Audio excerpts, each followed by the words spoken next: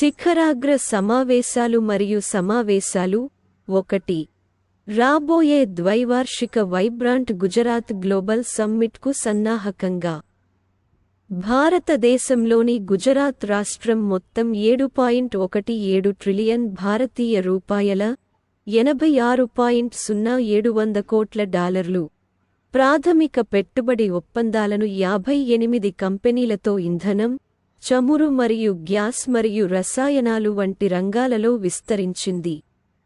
జనవరి 10 నుంచి జనవరి 12 వరకు గాంధీనగర్లో జరగనున్న సమ్మిట్కు ముందు ప్రధాని నరేంద్ర మోదీ సొంత రాష్ట్రం వ్యూహాత్మకంగా ఈ ఒప్పందాలను కుదుర్చుకుంది. 2. Vibrant Gujarat global investors summit (VGGS) 10వ ఎడిషన్ జనవరి 10 నుండి 12, 2024 వరకు గాంధీనగర్లో జరగనుంది. ఈ ఎడిషన్ యొక్క theme gateway to the future. ఈ ద్వైవార్షిక కార్యక్రమం ప్రపంచ విధాన నిర్ణేతలు, దౌత్యవేత్తలు, వ్యాపార నాయకులు మరియు పెట్టుబడిదారులకు సహకారాలు, భాగస్వామ్యాలు మరియు పెట్టుబడి అవకాశాలను అన్వేషించడానికి కీలకమైన వేదికగా ఉపయోగపడుతుంది. 3. న్యూఢిల్లీలో జరిగిన కర్టెన్ రైజర్ కార్యక్రమంలో కేంద్ర మంత్రి పీయూష్ గోయల్ ఎంతో ఆసక్తిగా ఎదురుచూస్తున్న భారత్ మొబిలిటీ గ్లోబల్ ఎక్స్పో 2024 కోసం లోగో మరియు బుక్లెట్ను వెల్లడించారు. ప్రధాన మంత్రి నరేంద్ర మోడీ నాయకత్వంలో భారతదేశం యొక్క వినూత్న మరియు సమగ్ర విధానాన్ని నొక్కిచెప్పిన గోయల్, ప్రపంచ ఆర్థిక అవకాశాలను హైలైట్ చేస్తూ 50% ఎగుమతి వాటాను లక్ష్యంగా చేసుకునేలా ఆటోమోటివ్ పరిశ్రమను ప్రోత్సహించారు. 4. గ్లోబల్ ఇన్వెస్టర్స్ మీట్ (GIM) 2024లో డెన్మార్క్ 2020లో భారతదేశం మరియు డెన్మార్క్ మధ్య సంతకం చేసిన గ్రీన్ స్ట్రాటజిక్ పార్టనర్షిప్ (GSP) కింద కీలకమైన green fuels alliance India (GFAI) ని ఆవిష్కరించింది. GFAI కార్బన్ న్యూట్రాలిటీ యొక్క ఉమ్మడి ప్రపంచ లక్ష్యంతో సమలేఖనం చేస్తూ స్థిరమైన ఇంధన పరిష్కారాల విభాగంలో సహకారాన్ని వేగవంతం చేయడం లక్ష్యంగా పెట్టుకుంది. 5. ఒక ముఖ్యమైన కార్యక్రమంలో ప్రధాని నరేంద్ర మోదీ గాంధీనగర్లో వైబ్రెంట్ గుజరాత్ గ్లోబల్ ట్రేడ్ షోను ప్రారంభించారు. వీరితో పాటు గౌరవనీయమైన అతిథులు మొజాంబిక్ అధ్యక్షుడు ఫిలిప్ న్యూసీ, తైమూర్ లెస్టే అధ్యక్షుడు జోస్ రామోస్ హోర్టా మరియు గుజరాత్ సీఎం భూపేంద్ర పటేల్ ఉన్నారు. మహాత్మా మందిర్లో జరిగిన ఈ గ్రాండ్ ఎఫైర్ రాబోయే వైబ్రెంట్ గుజరాత్ గ్లోబల్ సమ్మిట్కు పూర్వగామి. 6. భారతదేశానికి ఒక చారిత్రాత్మక మైలురాయిలో దేశం యునెస్కో వరల్డ్ హెరిటేజ్ కమిటీకి అధ్యక్షత వహించడానికి సిద్ధంగా ఉంది మరియు జూలై 21 నుండి 31, 2024 వరకు న్యూఢిల్లీలో దాని 46వ సెషన్ను నిర్వహించనుంది. ప్రపంచ సాంస్కృతిక మరియు సహజ వారసత్వ పరిరక్షణ పట్ల దేశం యొక్క పెరుగుతున్న ప్రభావాన్ని మరియు నిబద్ధతను నొక్కిచెబుతూ జనవరి 9న యునెస్కోకు భారతదేశ శాశ్వత ప్రతినిధి విశాల్ వి శర్మ ఈ ముఖ్యమైన ప్రకటన చేశారు. 7. ఒక ముఖ్యమైన కార్యక్రమంలో గ్రేటర్ నోయిడాలోని ఇండియా ఎక్స్పోజిషన్ మార్ట్లో కేంద్ర వాణిజ్యం మరియు పరిశ్రమలు, వినియోగదారుల వ్యవహారాలు, ఆహారం మరియు పబ్లిక్ డిస్ట్రిబ్యూషన్ మరియు టెక్స్టైల్స్ మంత్రి శ్రీ పీయూష్ గోయల్ ఇండస్ ఫుడ్ 2024 ని ప్రారంభించారు.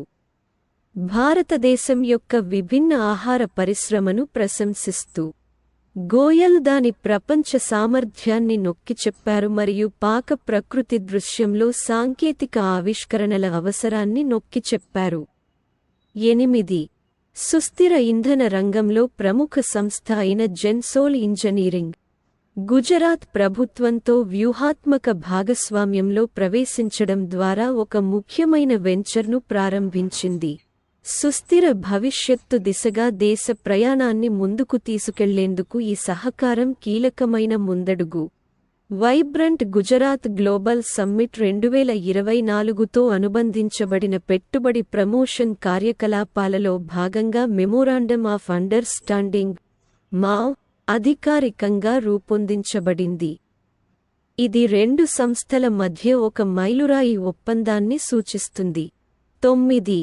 వైబ్రెంట్ గుజరాత్ గ్లోబల్ సమ్మిట్ సందర్భంగా ఆర్థిక మంత్రి నిర్మలా సీతారామన్ భారతదేశ ఆర్థిక వృద్ధికి సంబంధించిన ప్రతిష్టాత్మక అంచనాలను వివరించారు. ప్రస్తుతం $3.4 ట్రిలియన్తో ప్రపంచంలోని 5వ అతిపెద్ద ఆర్థిక వ్యవస్థ. భారతదేశం 2027 నుండి 28 నాటికి $5 ట్రిలియన్లకు పైగా చేరుకోవడం ద్వారా 3వ అతిపెద్ద ఆర్థిక వ్యవస్థగా అవతరించాలని లక్ష్యంగా పెట్టుకుంది. సాంప్రదాయిక అంచనాలతో కూడా 2047 నాటికి భారతదేశ ఆర్థిక వ్యవస్థ $30 ట్రిలియన్ ఎగబాకగలదని సీతారామన్ విశ్వాసం వ్యక్తం చేశారు. 10. ఫిబ్రవరి 24, 2022న ఉక్రెయిన్లోకి రష్యా చొరబాటు కారణంగా తలెత్తిన వివాదాన్ని పరిష్కరించే లక్ష్యంతో ప్రపంచ శాంతి శిఖరాగ్ర సమావేశాన్ని నిర్వహించేందుకు స్విట్జర్లాండ్ ఒప్పందాన్ని ఉక్రేనియన్ అధ్యక్షుడు వోలోడిమిర్ జెలెన్స్కీ పొందారు. స్విట్జర్లాండ్ దాని తటస్థత మరియు గత మధ్యవర్తిత్వ పాత్రలకు ప్రసిద్ధి చెందింది. పరిష్కారాన్ని కనుగొనడానికి చర్చలను సులభతరం చేస్తుంది. 11. ఇండస్ట్రియల్ మరియు లాజిస్టిక్స్ రియల్ ఎస్టేట్లో అగ్రగామిగా ఉన్న ఇండోస్పేస్ రూ. 2,000 కోట్ల విలువైన అవగాహన ఒప్పందం (MoU) పై సంతకం చేయడం ద్వారా తమిళనాడు ఆర్థికాభివృద్ధికి తన నిబద్ధతను పటిష్టం చేసుకుంది. తమిళనాడు గ్లోబల్ ఇన్వెస్టర్స్ మీట్ 2024 సందర్భంగా ఈ మైలురాయి ఒప్పందాన్ని ఆవిష్కరించారు. తమిళనాడు ముఖ్యమంత్రి ఎంకే స్టాలిన్ మరియు కేంద్ర వాణిజ్య మరియు పరిశ్రమల శాఖ మంత్రి పీయూష్ గోయల్తో సహా కీలక ప్రముఖులు హాజరయ్యారు. 12. India international science festival (IISF) 2023 ఈరోజు జనవరి 17న ప్రారంభమైంది. ఇది సైన్స్ అండ్ టెక్నాలజీ యొక్క సరిహద్దు ప్రాంతాలలో భారతదేశం సాధించిన విజయాలను జరుపుకునే 4 రోజుల కోలాహలానికి నాంది పలికింది. Department of science and technology (DST) భారత ప్రభుత్వంచే నిర్వహించబడింది మరియు నేషనల్ ఇన్నోవేషన్ ఫౌండేషన్, ఇండియా సమన్వయంతో IISF 2023 శాస్త్రీయ స్వభావాన్ని పెంపొందించడం, విజయాలను గుర్తించడం మరియు భారతీయ ప్రజలలో అవగాహన కల్పించడం లక్ష్యంగా పెట్టుకుంది.